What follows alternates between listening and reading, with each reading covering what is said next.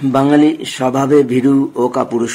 প্রাদেশিকতার বিচারে পশ্চিমবঙ্গ সবচেয়ে পিছিয়ে। বাঙালিরা বাঙালিকে বিপদে ফেলতে সিদ্ধহস্ত।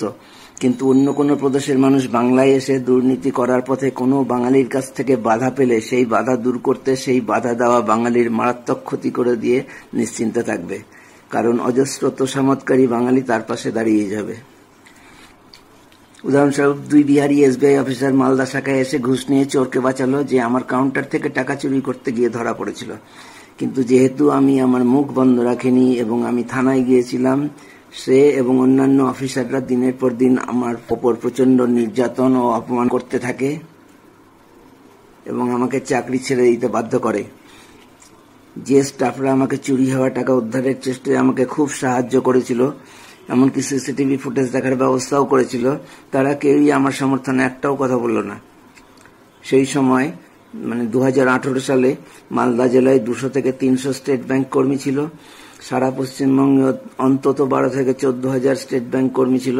আমি খুব কম করে বলছি, কম করে ধরছি সংখ্যা। তার মধ্যে অন্তত 60% থেকে 70% তো বাঙালি কর্মী হবেই। তারা কেউ আমার সমর্থনে একটা কথাও বলেনি। এটা জেনেও যে ব্যাংক চোরের সাথে যোগসাজশ করে ঘুষ নিয়ে চরম অন্যায় করছে, এছাড়াও একজন নিরপরাধ ক্যাশিয়ারকে নির্যাতন করে এবং তাকে চাকরি ছেড়ে দিতে বাধ্য করে ব্যাংক আরো বড় অন্যায় করছে, তখন স্টেট ব্যাংকের কর্মীদের কাছে ঐক্য বা ইউনিয়ন শব্দটা মূল্যহীন হয়ে পড়ে। এবং এটাও প্রমাণ হলো যে বাঙালিরা কত আত্মকেন্দ্রিক, কত সংকীর্ণ মানসিকতার।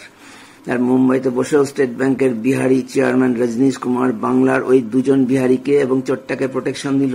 নিঃসন্দেহে ঘুষের ভাগ নিয়েছে। যদিও আমি আগে কখনোই প্রাদেশিকতাকে প্রশ্রয় দিইনি, কিন্তু আমার এত বড় ক্ষতি হয়ে যাওয়ার পর আমি সব রকম ভাবেই চেষ্টা চালাতে থাকবো।